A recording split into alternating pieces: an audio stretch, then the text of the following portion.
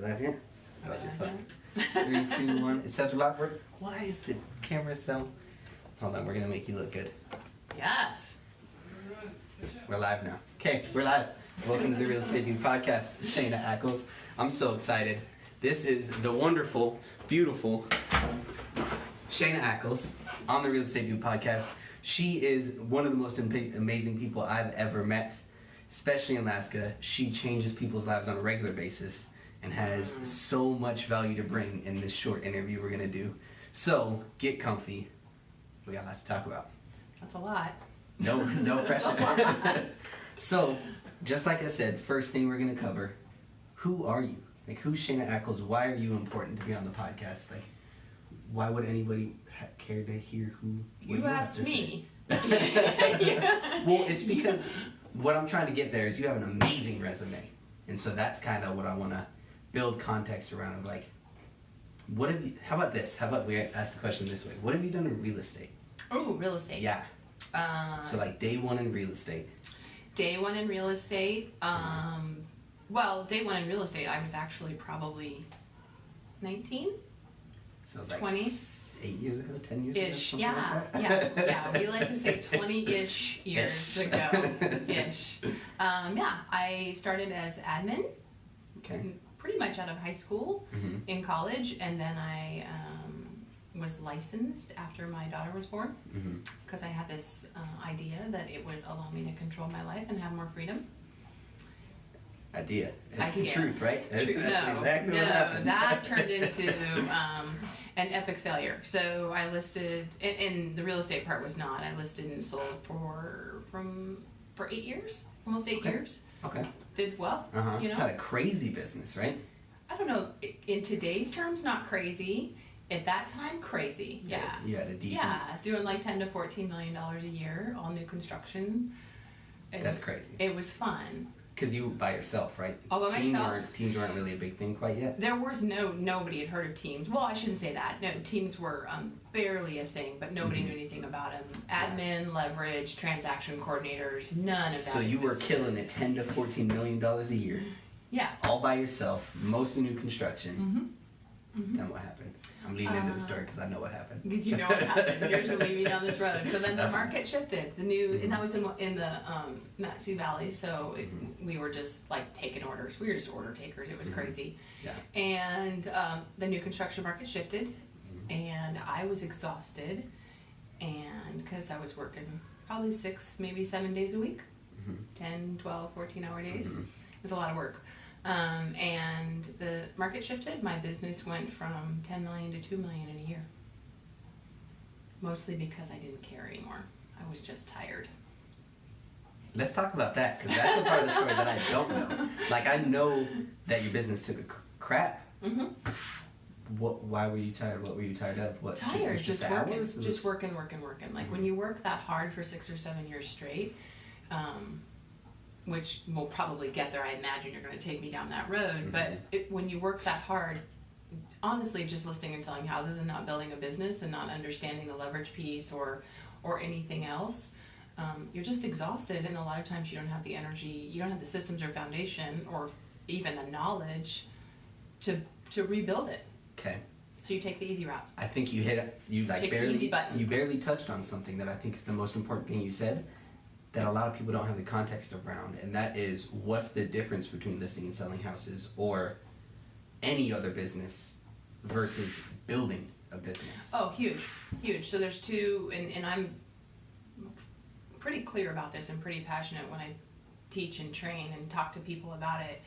There's two paths in real estate. One is you list and sell houses, which is great. It provided a beautiful life for me. I had a ton of fun. I made a lot of friends, great clients.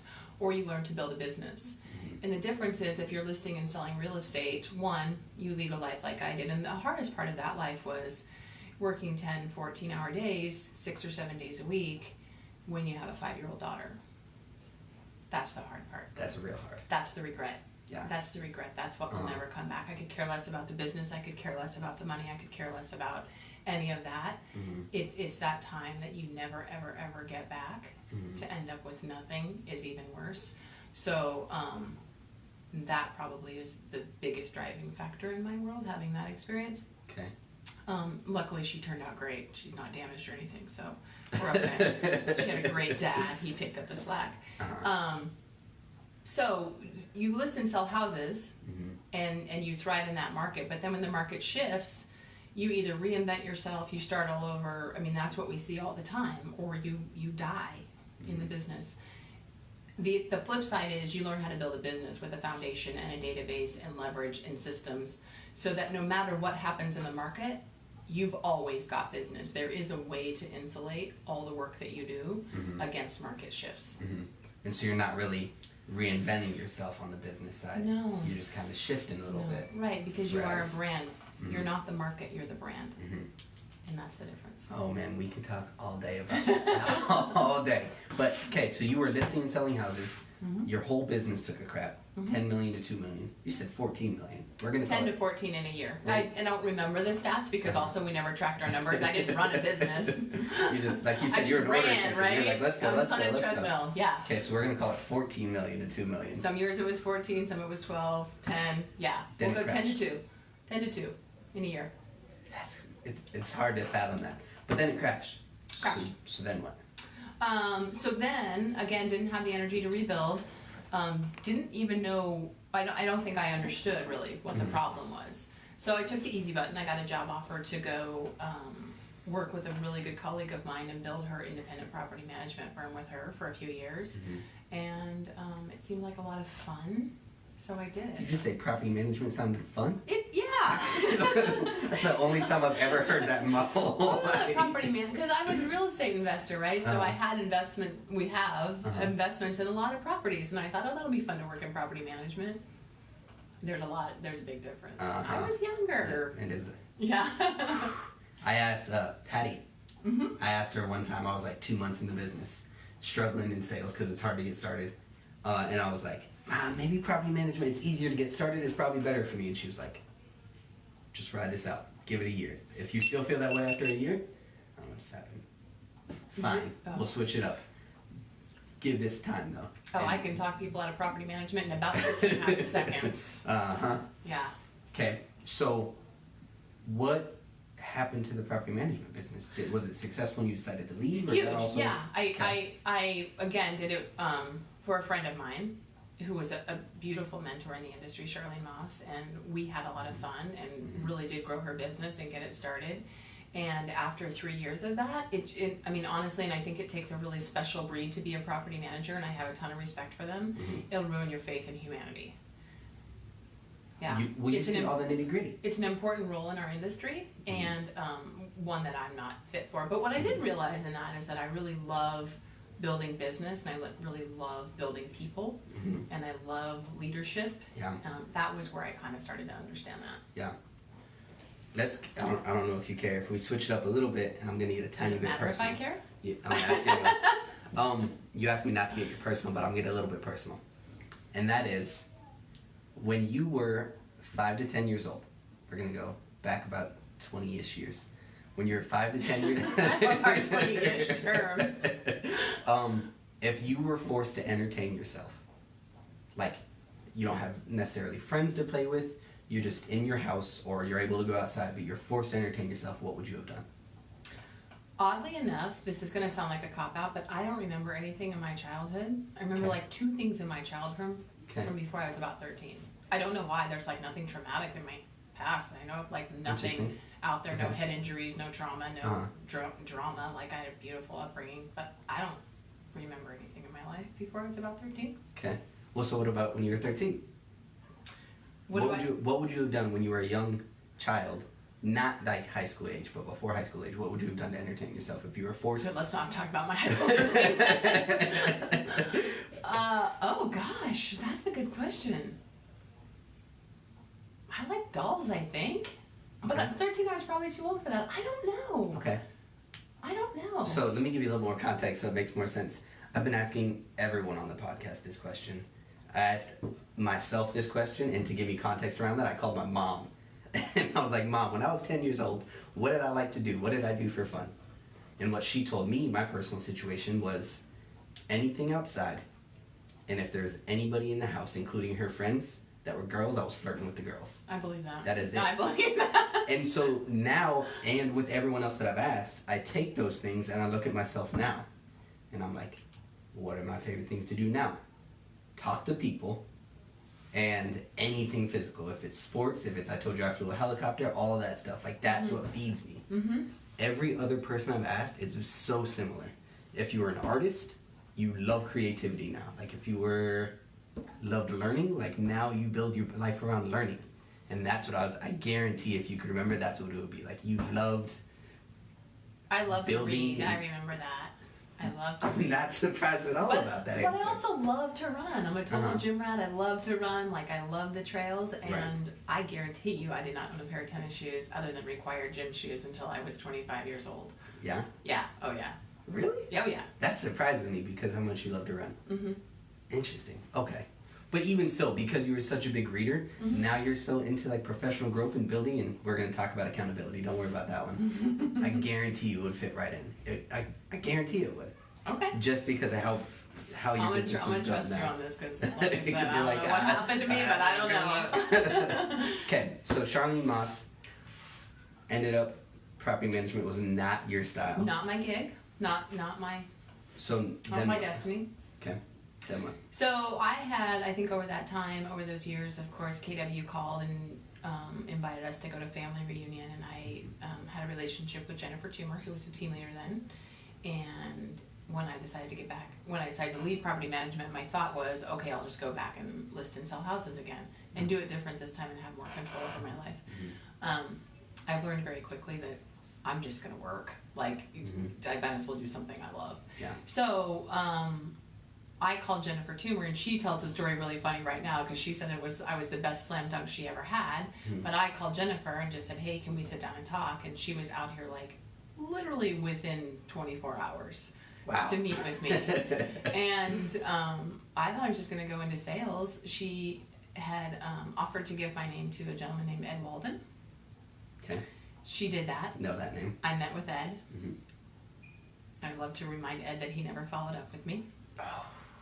And in that time, I was talking to Jennifer, who had this opportunity that the ALC had just voted on to bring an Ignite director and a PC coach into the office, which seemed ridiculous to me because I never taught a thing in my life. Mm-hmm. I knew nothing about coaching people, and she just saw something in me that I didn't even, either that or she just needed an easy button and she was hoping I was it. Either way.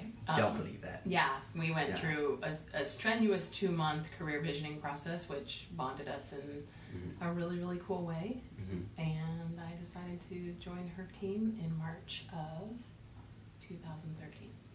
So you went, when you took that step, did you come on as a agent, or you came on just as? I still had my license and I could list and sell.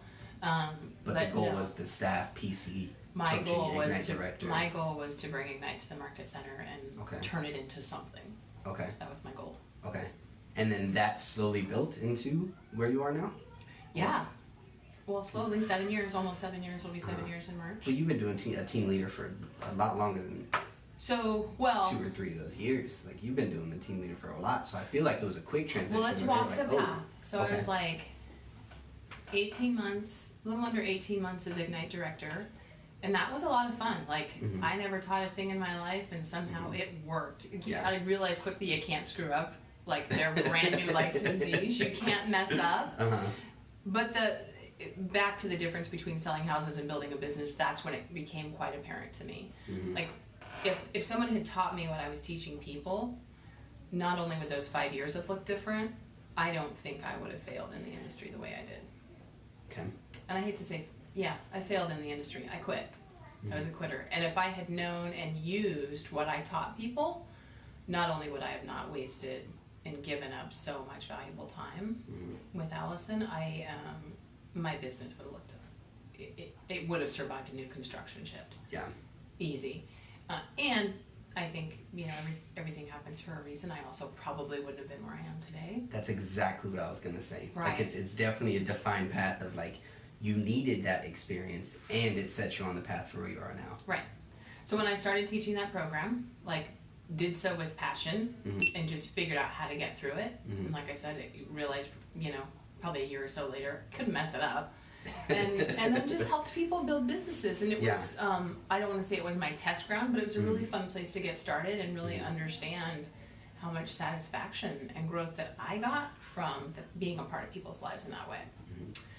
And then our broker in charge at KW, probably like 14 or 15 months into that role, he decided to step down. He got sick and had to leave town. And there was literally nobody around who could step in with a broker's license, who could step in and take over that temporarily. And it was like a 7 a.m. phone call with Jennifer going, who are we going to get to do this? And I was like, come on, you know I'm the only one who can do it. I'm happy to do it for 30 days. I'd never been a broker. We had like 220 agents. It sounded like insanity to me. But I'm a team player. I'm all in. Right. You have the experience. You've been coaching people. You're ready to go. Read more tells me it's a superhero complex. So hell yeah, I'm all in. So I signed on as temporary broker in charge for up to 30 days. And in that 30 days, every single person was like, you're going to be the broker. You're going to be like, nope. Just fill in the hole. And then... Turns out. Yeah. And then Joe Bell caught me in a moment of weakness and knew exactly how to ask the right questions. And 40 days later, I was the broker of the company. For how long did that last? 3 years. Okay. Yeah, 3 years. It was the very, very, the very best thing I've ever done in my life. To that point, hands down. People think it's crazy and they're like, I don't know how you do it, and isn't it stressful, and don't you want to kill yourself? And I'm like, whoa, that's aggressive. No. No, it was the very best time in my career up to that point, because not because I love dealing with problems. I mean nobody likes that, but that's what we all do, right? We're all just big problem solvers. But it helped me. One, it got me into relationship at a higher level with a different demographic of our agent body, which I didn't get that opportunity in Ignite. That was very cool. It got my mind working in different ways. But the coolest thing again was I got to jump into people's worlds when they otherwise couldn't see through the weeds and help fix problems and help make their life better.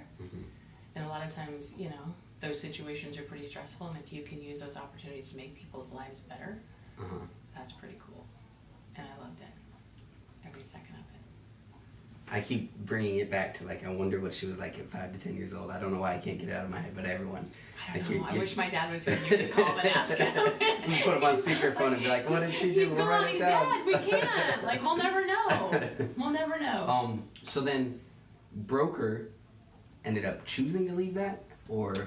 Yeah. So again, I really felt like I needed to get control of my life and take my life back, because I was working a lot. I feel like, and I still feel, when our people need us. During that time, we had grown from 225 agents to 420.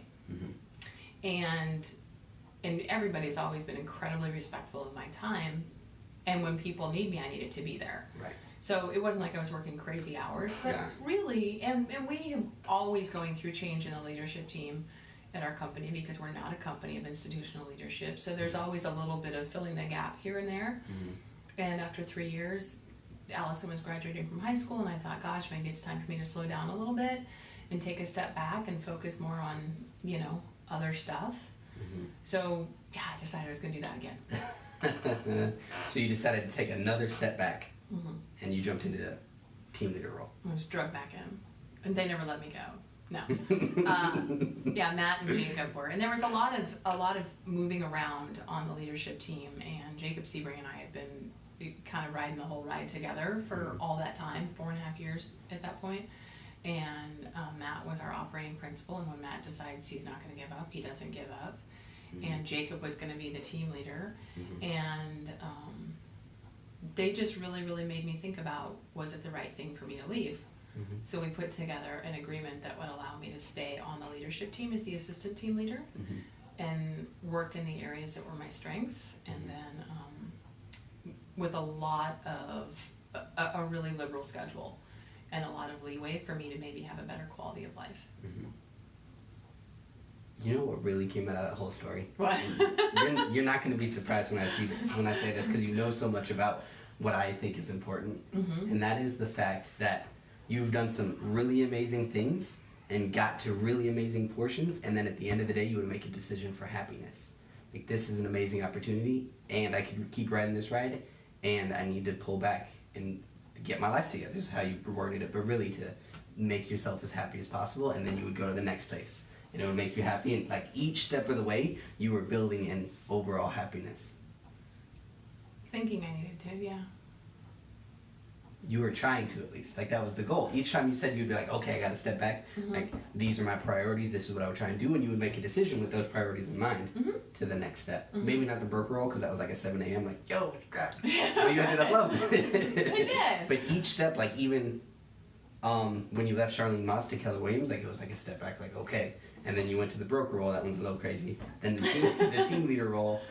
Were you ever actual, like, team leader? No. Just ATLO? No, I'm on my 6th team leader, and I am not a quitter. I'm never going in. I've been, we'll probably get there, but, so I accepted the role as the assistant team leader with a really liberal job description and schedule. And again, I think what I've learned about myself in the last 2 years is I'm never going to slow down. Like, this is my happiness. And call me a workaholic or whatever you want to call me, this is my happiness. Like, this is my happy zone, and this is where I'm at. So I quit trying to tell myself I need to slow down. I just need to find out how to work more in my happy place and how to grow in my happy place. I feel like that should be the goal for literally everyone. Right, Like, that's where you do your best work anyway. So why wouldn't you try to focus? Yeah. Right. Quit thinking that my happiness is at home gardening. Although I do love to garden, like that's not my destiny either. So, so I was the assistant team leader. Jacob was the team leader, and we had a solid 18 months of fun and a good ride. And again, just continued to work in the pieces of the company that I love the most, that brought the most value to the company. And then Jacob made a 180 and decided it was time for him to go build his team. Incredibly proud of him. He's 3 doors down. Bug him every day, all day. And that left filling now the top dog seat in the biggest company the state's ever seen became a monumental task, and so I jumped in as the interim team leader for 90 days while that was happening. So that's as close as I've ever come to being the actual team leader. You were the team leader. No, interim. We always had the interim in front of my name.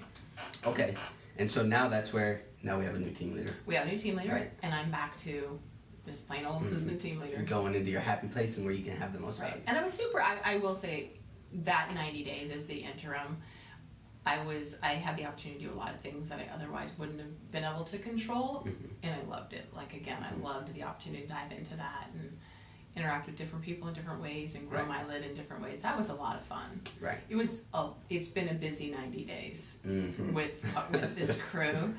Nothing you're not used to, though. I've called it my tribe. I'm doing it on your own. And I have a nice solid leadership team and a solid staff, and they carry the heavy load, but it's been fun. It's been a busy 90 days. Yeah. So the reason why I wanted to get through that, on the podcast I used to go more into the story of you, but the reason why I wanted to cover at least that portion, because it really gives context around, like, we're about to jump into things like accountability and business building and how real estate can be an amazing tool to fund your perfect life and make so much impact on so many people's lives. But that conversation doesn't really have a whole lot of weight if we're just 2 16-year-old kids built, you know what I mean? And that's what we're nobody until we build that context. They don't know the context to me. Now they know the context to you. Okay. So now we can get into the good stuff. Can we talk the personal stuff? You're like, no hard questions. Yeah, okay. Okay, so there's 3 things that I really want to talk about today, and I think if we talk about it, then we had a crazy amount of value that I'm going to cut up and post to the whole world, as many people as I can see, and you're going to be famous. We might discuss that.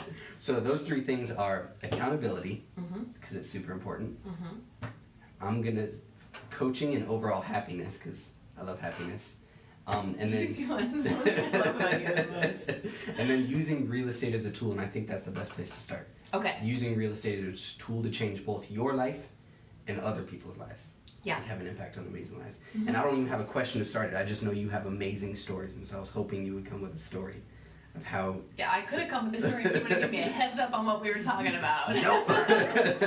Oh gosh, I think probably the easiest way. Oh man, I hate it when you put me on the spot. It's perfect. Real estate. I mean, I think when I started in real estate again, the thought was back then, the only thing you really understood is you get to come list and sell houses. The basic broker model, and I'm not saying no knock on it, the basic broker model at that point before KW was on the scene was one of what I call institutional leadership. Okay. It's typically a broker owner, sometimes a couple people, but they're there forever. Like kudos to them, they're going to die in their seats, right? And so the opportunity as a real estate licensee or a realtor, if that's what you choose to be, there really wasn't any growth. I mean, you grow your business. There weren't a lot of systems and tools to teach you to really grow your business, but you could grow your business, but you were kind of going to be there, or you could go teach pre-licensing. There was that option, which also, so that's what you did. And as a professional in the business, when you open your world to see all the pieces of it, which is what happened to me when I went to KW. And a lot of people say drink the Kool-Aid, and whatever, I drink the Kool-Aid, I bleed red, I do it all. But the opportunities that company provided me and everyone around me has just been amazing. And I don't see those opportunities or growth or advancement or even discussion about it in the typical broker model. And again, there's nothing right or wrong about it. That's just why I choose KW, and that's how I explain it. So I think for a realtor or licensee or an entrepreneur in the industry, there is no boundary.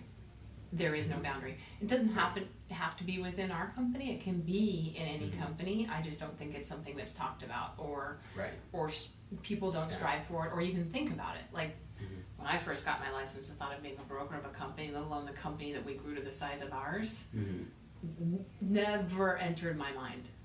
Not one time. And it wasn't like I would never do that. I never even thought it was possible. Yeah. And turns out it was one of the happiest times in my career. So now it's like at KW there's a model. If like it really opens that door, like that ceiling is really high right now. And there's a lot of space in between from being solo agent selling 12 houses a year to having a mega team in 30 to crazy amount of locations. Being a team leader, building your own coaching and training. I mean, I have seen it all. I have seen it all. And I think it's described really well in career visioning when they talk about, is your circle big enough for the people inside of it to grow? And you see that all around, in teams, in market centers, that's the biggest challenge of running a market center and being a team leader, is making sure that you're always providing enough opportunity for the people in your world to be entrepreneurial and succeed and raise their lid, or they're going to leave you. Like, they will leave you if they need to. And that's where you're holding them back. And so Gary Keller's vision, is big enough that people are achieving great things within our company, and it's just fun to watch. Like, it's mind-blowing and it's fun to watch. And just knowing that every single one of them is so humble. Every single person I've ever learned from or taken classes from or talked with or met, all the way up to Mo Anderson, is so humble and gracious and giving, and they'll sit you down at their table just like this and share everything they've done. Everybody wants your success. Which I've talked to, that's not how it used to be in real estate. It used to be like, no, like you go figure out, I figured this out for me, this is my business, you go and figure out your own and in stuff. A lot of places that's still the mentality. And so it's very interesting here to, I don't think I've ever opened anyone's door and been like, hey, I have a question. They'd be like, no, get out of my office. No. Right? Never. We talked about today. I mean, you got a buyer's brochure from the biggest team in the company.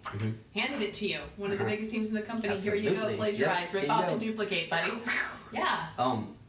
So that's the other thing too, is when you said there's so much room for growth, my mind automatically goes to the number of houses people are selling or teams are selling. But then you could expand it on it, and real estate opens way more doors than just being able to buy or list and sell homes and build a business around that. You said, who's the guy that taught business planning? He's building a Josh Freeberg. coaching and training company, isn't he?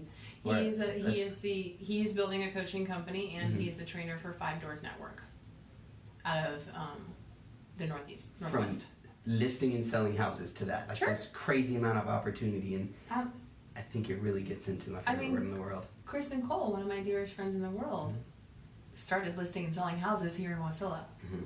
Right? Yeah. Like, there's no limit. Yeah. And I love that. Just get out of your way. So how do you really And I don't think we've done a good job so far. How do you really explain that?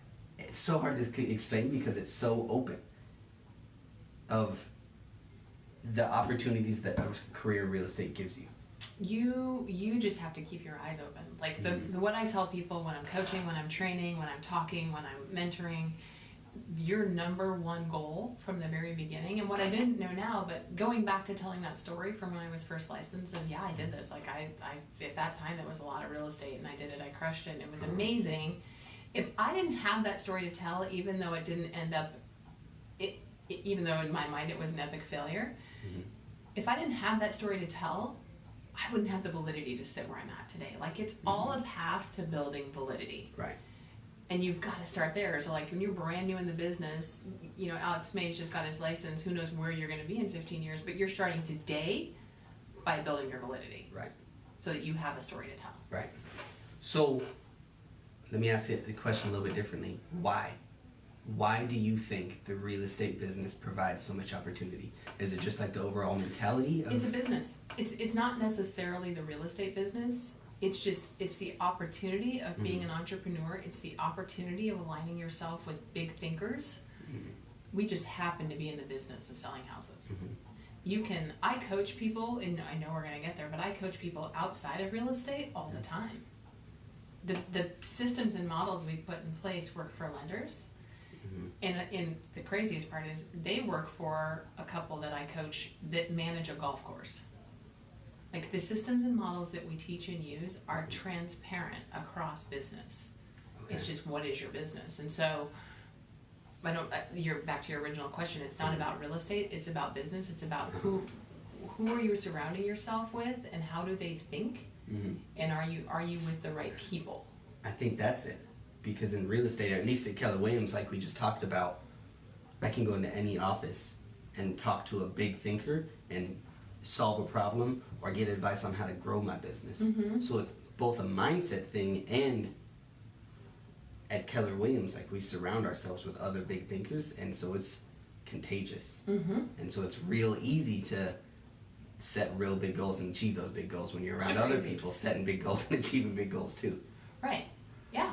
Easy. And they'll push you to it. I was having a conversation with one of my mentors maybe it was last summer, and you know, knowing that I have incredible relationships and I could sit right where I'm at for the rest of my life and just be blissfully happy, you know, just hugging people and changing lives and kissing all the new babies, and realize that, you know, kind of I've quit growing, I don't want to say quit growing, but my opportunities to really, really stretch, kind of been there, done it all. And she said, you need to get in the relationships with different people, not give up the relationships I have, but you need to create relationships with the right people that are going to push you to the next level. And I think that's all part of growth and accountability. You get super comfortable and super happy and you really want for nothing, and like you could die tomorrow and everything would be great, and is that really where you're supposed to be? That's the biggest challenge. That's very interesting. It's very interesting to even think of being there, because it is a very, very, very, very, very rare place to be. I think like most people have a hard time fathoming like even that or what makes them truly happy. So that not only to know what makes you truly happy, but to be there and then have the opportunity to push past that. That's crazy. And I'll also say, I think, I don't know that I believe in happiness. I think happiness is a choice. You wake up every day and decide. Like, I wake up every day and decide I'm going to be happy. I don't do drama. I don't want to say I don't like drama, because I kind of like watching drama. It's fun. I'm just not going to be a part of it. I don't do drama. I don't do crazy. I just choose to be happy. There's no room in my world for ugliness or unhappiness or hatred or judgment or like I don't thrive in that zone. Not to say I've never made a mistake. I mean, I'm human and I have regrets and things I would do differently, and I get to choose every day to hold my head up and be happy, and I choose it. I agree with you 100%, and think that the most important thing is self-awareness. Like, you can choose happiness because you know what makes happy. If you didn't know that you hated drama, or like drama, just don't want to do it. If you didn't know that you didn't, like, internally, and I like drama as long as nobody's being hurt. When it's just like, as long as it's not affecting my world. Like petty girl drama, yeah, I'll watch that all day long. I just don't want to be a part of it, and I don't want the people I love to be hurt. which is everyone. So inside of that, like if you didn't know inside of yourself you didn't or dislike that, then you wouldn't know to avoid that or like to make that decision. So it's really being super introverted, or it's not introverted, what's the word I'm looking for? Introspective. That's the one. That's a big word. Then you wouldn't know to make that choice to be happy. Then the other thing I would say that I'm a super big believer in is micro macro. Like you knew exactly where you were going and what made you happy, so you made small micro choices every day to lead to this macro happiness, and that's why. So that's why I'm such a big believer in happiness. You know this about me. I can talk about happiness all day. I don't want to. I know. I've been in coach for a long time. Okay. So real estate as a career. What was the other thing? Accountability and real estate, accountability, and coaching and happiness. Coaching and happiness. So we talked about growing big, right? And you know, I got some big goals. There's a lot of people that have some big goals. So if you had to give the audience advice on what was the best method of achieving those big goals that are even hard to think of, what would you tell them? Accountability. Okay. It hands down accountability, and one is you have to be systematic and you have to have a plan. You're gonna have to get a little uncomfortable, and you're gonna have to break through some real barriers. I mean, a great example, we were talking about this the other day, I can't remember who I was talking about it with, but when I first started teaching and training, like in little tiny rooms with 8 people, I was nervous. Right? You know me now. Not that I don't love Well, there's 125 people in the last bold. Right, and I wasn't teaching, but I had no trouble being in front of the room. And then I remember when I was with Jennifer, and she said, "Hey, will you teach a section of the business planning clinic with me?" And this was back in like 2013 or 14, and I was like, "Yeah, of course I will." And I was at that point, I'm like, you gotta just show up. Like, you just gotta show up, because that leadership team was strong. And I was the new guy on the team. And I walk into this hotel, because we always went off-site back then. We had a really small training center. And there was like 80 or 90 people in the room, and Jennifer goes, "Hey, we gotta get you mic'd up." And I'm like, "Oh, hell no." I'm like, no. I need a mic? What? Like, I'm not doing a mic. Yeah, and so fast forward, you get way out of your comfort zone. Like Blake Elder's famous at being like, "Hey, let's do this Facebook Live video." And I'm like, right, like, I don't even know what I look like, right? No. I love it. No, and you just have to get super uncomfortable sometimes to grow. And just teaching now, I have zero trouble walking in front of a room of like, our gala's like 430 people. Was that something that you had a goal to do? No. Like, did you ever dream about doing that? Didn't have a choice. What do you mean? Didn't have a choice. Like, hey, you're the Ignite director, go teach these people. And hey, you already volunteered to teach this section of the business planning clinic, come do it. So here you are. Didn't have a choice, but I think the part of it is the adrenaline rush for me, like being up there and being able to help, again, back to the original, being able to help people learn and use something I never had the opportunity to do when I was listing and selling. It's a really great feeling. It's a great feeling to know that you're giving the opportunity for people to have and do more than you had. And so you just learn to love it. Like it's like, I won't say the name, but we had an instructor a few months ago, and when you talk to people about, you know, why do you do it? They're like, "I love to help people." Yep, for sure, that's legit. We love to help people, you know, and I love to make an impact and all that. And he was like, "Look, I'm gonna be completely honest." He goes, "I like being on that side of the mic. I'm not gonna lie. I want to be in front of the room." And I was like, "You're right. Like, I love to be in front of the room. It makes me happy. It makes me happy to be up there and like look out and see all those faces that I love. That makes me happy. I love it. I'm not gonna lie." So that's something you didn't. Super uncomfortable for a long time. But not anymore. Now you can go kill it. Now you can go have a conversation with Gary Keller at I do way Family better if I know what I'm talking about, by the way. Like as a gala, when I have a whole production I put together myself, or when I have class materials, way better then. Yeah. See, I think this is the most, let's talk about that a little bit, because that's always super interesting to me. Okay. Why do you think you do better in that? I feel like I have something on my lip. And, no, you're fine, I would have told you. On camera too, I've been like, hey. Two-part question. One, why do you think you do better? And two, how do you think the audience feels about like the amount of value you provide by kind of going off the hook versus having something completely like script, like a full production, like you said? Well, I don't spend a lot of time off script, so I don't know the answer to that question. I've never really. Yeah. I mean, I guess team meetings. Like I know kind of what I'm talking about, but I don't have like materials in front of me. Like I don't spend 5 or 6 hours or 8 or 10 hours studying for a class. Yeah. The production, of course, celebrating the culture of our people and our company is my passion. So that's super easy for me to talk about all day long. So let's say, but I put all those together. Like I build the production around my heart and my vision, so I know exactly what I'm saying and I'm comfortable with it. When I'm teaching classes, I have 6-inch instructor manuals and PowerPoints, and when I write classes, I create the same thing. So I very much feel in control. And I'm not going to mess up. I'm not going to say something I shouldn't say. So, because if I ever mess up and do that, the world comes to an end sometimes. If you mess up here, I will cut it. I promise. Awesome. And post it just by itself. Awesome. Thank you. So, like, if you were coaching somebody and they wanted to start a teaching, training, some kind of company where they're in a position where they're on the other side of the mic, like you said, what would your recommendations be for them? For their path, I do it all the time. So people come to me and they're like, I want to teach. I really want to be a part of that. I'm like, great. Your first step is go teach Ignite. Ignite is our new agent training program. So again, you can't mess it up.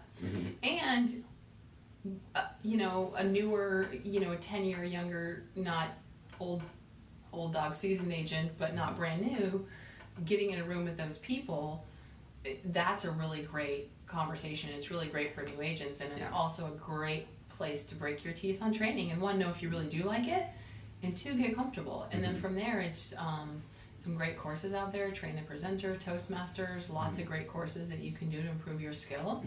The greatest class I've ever taken, and I've taken it twice, is Train the Presenter. And it gosh, that was uncomfortable. I took that last summer with about 20 people, and as comfortable as I can be in front of a room of 400, 500 people talking. Going through that class and being critiqued by people who've been trained on what you're supposed to do and how you mess up in a 10-minute speech, that I've never been more uncomfortable than I was last summer in that class. Because they're really sweating that. Right, they're taking notes on, like you said, they're 17 times. They all are, exactly. That was that, and one of the greatest classes I've ever taken. Okay. Just to improve that technique and skill. Because if you get the opportunity, if I continue to push myself and grow and travel and teach, which would be the next step for me, I got to make an impact. Like if people are going to bring me into their market center, if I'm going to go talk to more people, I have to make an impact. And you got to pour into yourself, and you have to grow yourself if you're going to be able to do that.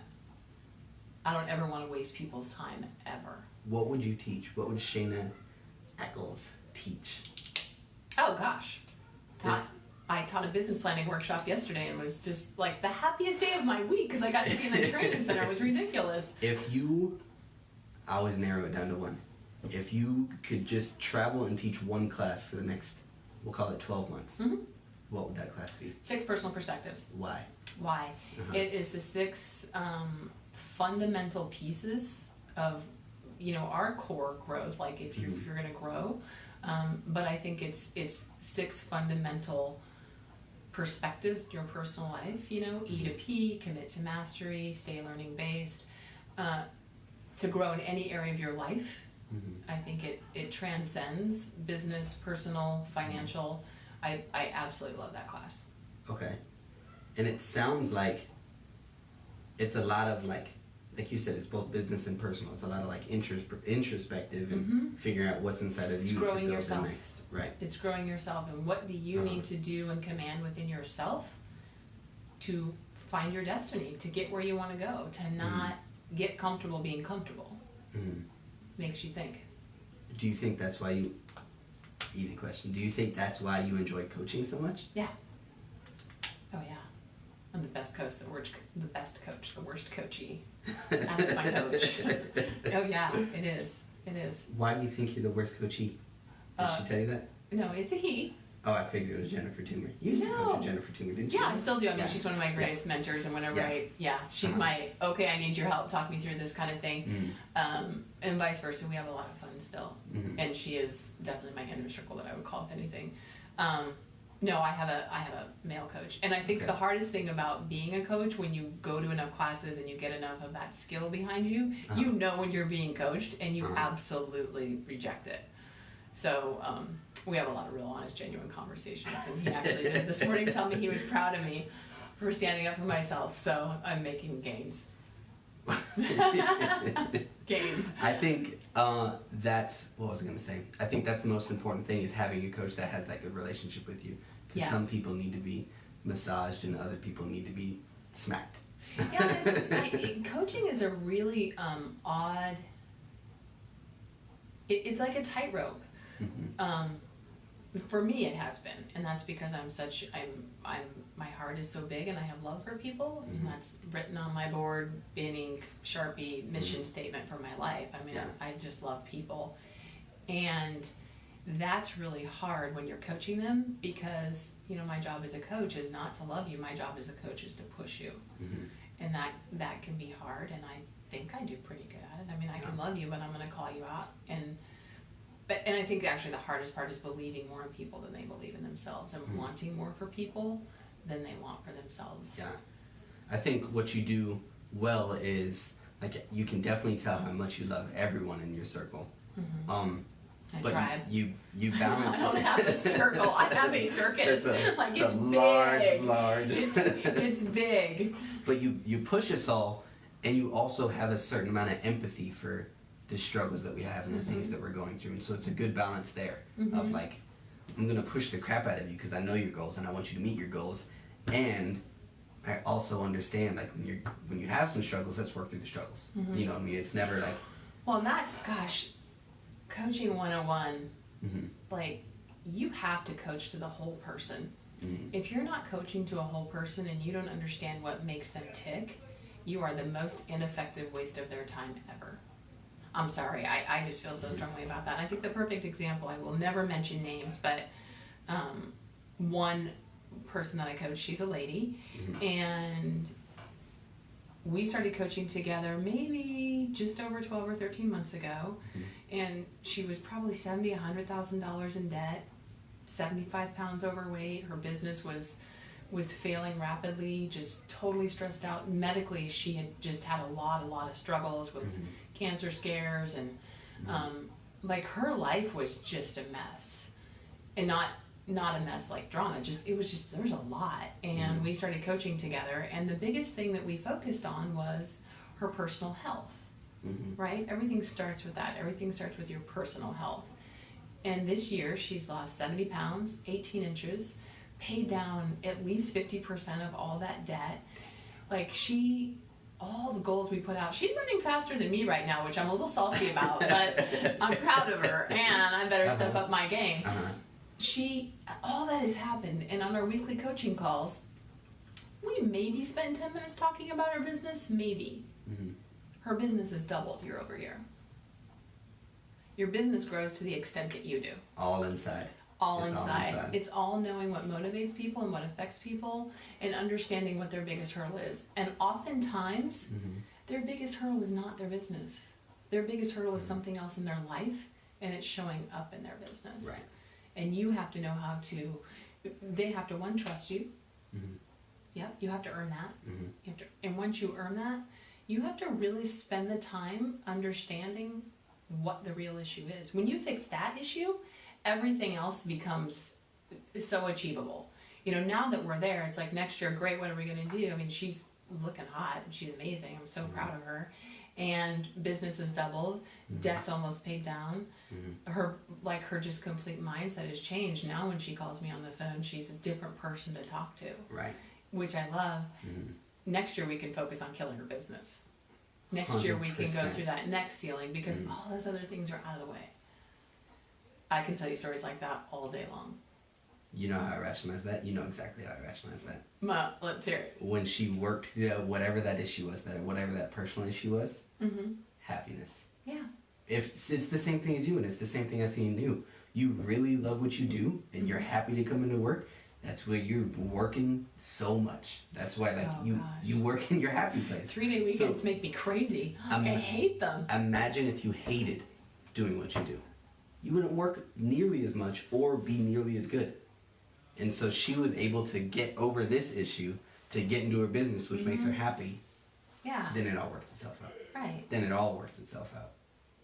Yeah. Happiness is the key. It's always the key. Right. Well, and it's like, and I was having a conversation with another friend this morning who's also a coach, and we were talking through one of the people that he coaches and just overcoming these struggles. And I'm like, you know what? Back up. Stop talking about business. Go get them a personal win. Go find something in their life that they can completely control and get them a personal win. Find something that's not business. Do that. They need some wins. Get them some wins. Then they're going to have the confidence to win in their business. Snowballs. Right. Yeah. And I think I know that is one of the things that makes coaching and accountability so incredibly awesome for me, because I get to understand that about people. I understand that that's what's important. And now it's easier for me to get there. You kind of knocked it out of the park, though. I had no idea how to get you where you needed to be, and you did it yourself. Go decide to have a baby. So I respect your time. I don't know if you realize, but it's already past 3:30. I got 5 minutes. Wrap it up. I wanted to finish up with two things. The first is, if you're okay with it, I would like you to tell the story of how we met and transitioned into where I am today, in your perspective. Like, I'm not going to say too much because they've heard the story from me, so it'd be interesting to. Did you say my name? Probably said your name. Okay. Just wondering. You know me, I have an ego. And then two, and I'll let you sit on this while you tell the story, is I always finish up the podcasts with Do not make this funky. The floor is yours. Let's say 3,000-ish people is what I normally get, as long as I push the podcast as well as I need to. So if you had those 3,000 people in a room and you could say whatever you wanted, an idea, you had a question that you would like some more insight about, and I can send you the answers, whatever is on your mind or whatever you want to push to the world, to those 3,000 people, it's your opportunity to do that. Okay. Can I have just a couple? I don't know. Okay. What was the first question? You're like, that's the one. Let's get to that one now. No, that's big. Yeah. How we met. Okay, and so you can leave names out of it, but I think the value in this story is the place I was and how coaching and accountability and the relationship with you really pulled me from where I was into. Do I have permission to go all the way through last summer? You have the permission. I'm a completely open book. You can take wherever you want as long as it adds value. It's my only measure of success. Okay, I'm not going to cry either. So, how I met you. Michelle Snell, didn't get her permission to talk about her, but I'm going to. I talk about it all the time. Good. When she chose to join KW, she said, I have this little guy, Alex, at Jack White, and he's something cool. Can you meet with him? And I'm like, heck yeah. I mean, one, that's my job, and two, I love it. So you and I met at, I think, where was our first meeting? Some coffee shop, Little Miller's. And you just had it. You had what you needed, and I listened to you talk about your business and what you were doing and knew they were pushing you in all the wrong directions, because been there, done that. They did the same thing to me 20-ish years ago. 20-ish. Right. And it was a different market, so it wasn't going to work for you. And you were out there chasing random, Sutton land deals and, Talkeetna properties and $6,000 listings. And through talking about it, found out that you had just gotten out of the military, and I'm like, bam, do this. Go open a Facebook page, friend all of your military people, and start a referral network. We have to build your income while you're building your business, so go do that, because you guys are a tight crew. You can get all those referral partners in there and just start spending referrals back and forth across the country. And you called me 2 days later and you had done it. And we're already sending referrals. That was very cool. I think I invited you to a business planning clinic, and you came. And I remember you just sitting there wide-eyed, but you did it. I walked back and you had your total business plan laid out. And I think it was a week later, you were like, I'm coming. How can I come be a part of your world? And so you were probably my easiest recruit. And I don't like to say recruit. It was really easy to know that we could make a difference in your world. I could make a difference in your world, because you were completely learning based. You were forward thinking. You were positive. Your culture was a perfect fit. So gladly welcomed you over, and kind of just sat back and watched you bloom. And I remember the first time you came and said, how do I coach with you? or Jacob. It was me or Jacob. Sorry, Jacob. And I said, you got to cap. You got to be a capper. You got to be in the top 20% in cap to coach with us. And you were like, all right, I'm going to do that. You went through Ignite. Yep. Works. Love that program. And you capped. You had a little bit of a fallback in there when you decided you were going to go be 21, which you'd never done before. And did that. Glad we got that out of your system. Capped and started coaching with me. And then I think the coolest part was I do a very small group coaching, probably 12-week program, and I get 5 or 6 people, and I take them through essentially what is career visioning, but what it really is just a way to kind of learn and grow and learn about yourself. And we do 3 different segments of your KPA, which is your personality assessment. That was fun. That was super fun. What we learned about you in there. And then we do your life story, which is let's just spend a couple hours together and tell me about everything in your life. And I remember sitting with you, it was 90 degrees at Vagabond Blues, literally like sweating and burning and drinking coffee and just being floored. Being absolutely floored at your life story because you have every right in this world to be a victim and you choose happiness. And learning something about you too. You push yourself right to the edge, like right to where you're going to break through that ceiling and be great. And then you jump back and fail because you can fix it. You like to fix it. So you intentionally make yourself fail so you can fix it. And that was a really fun discovery for us that day.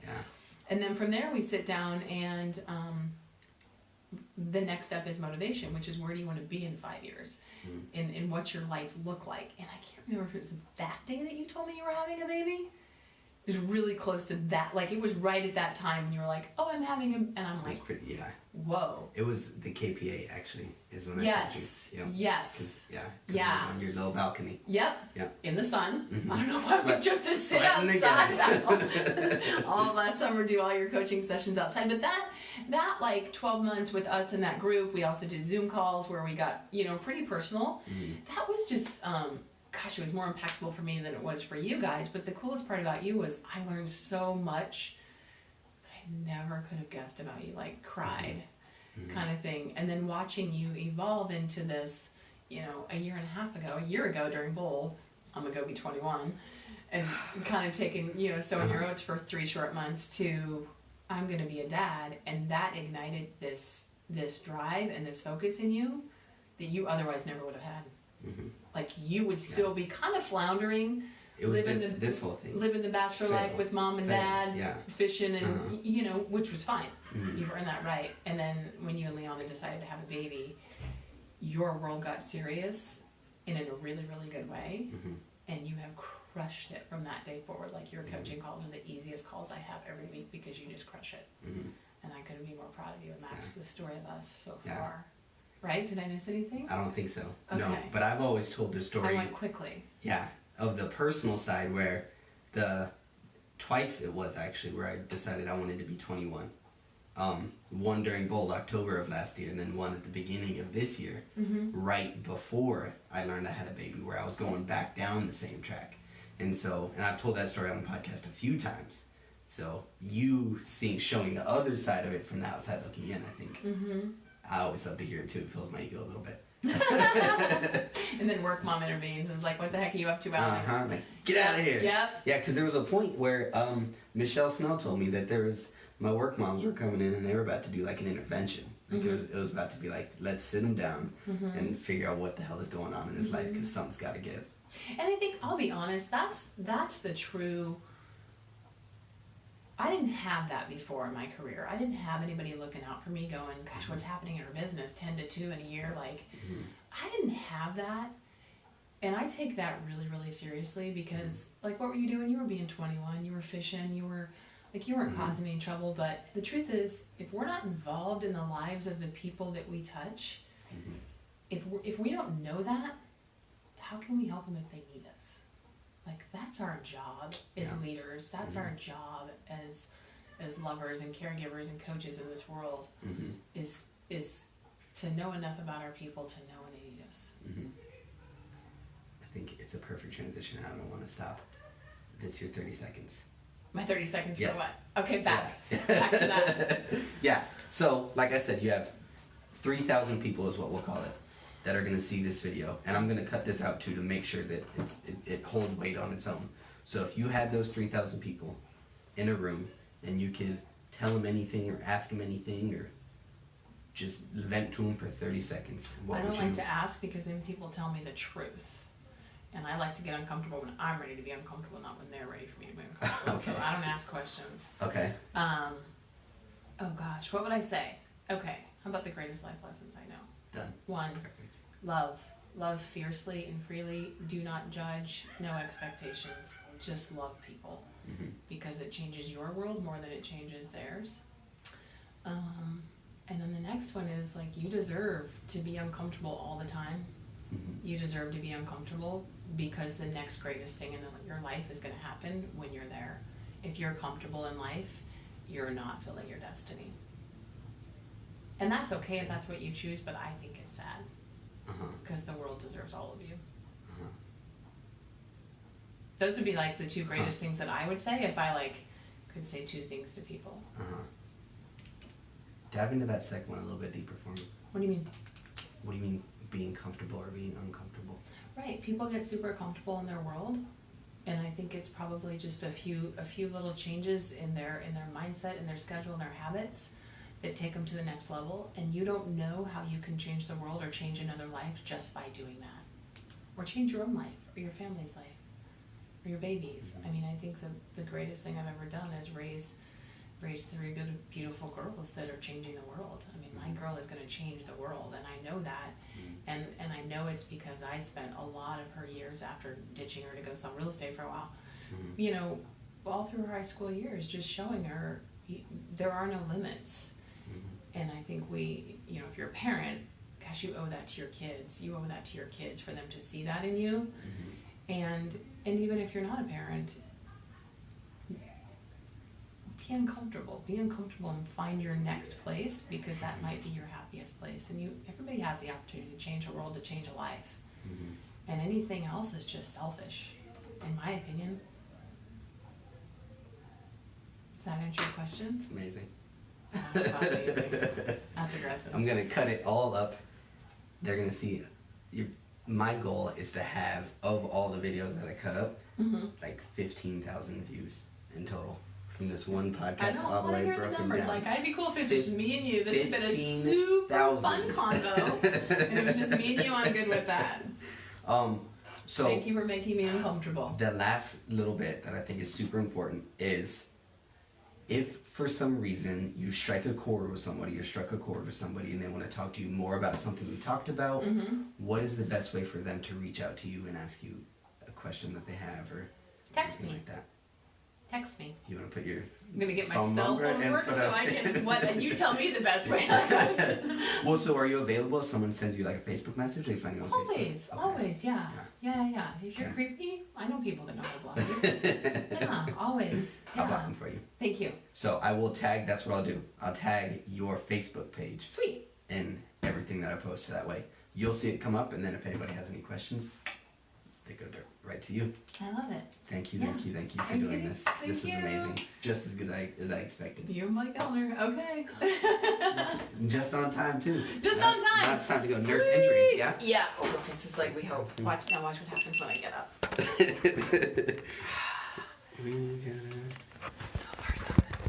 This always does this to me. Alex, that was super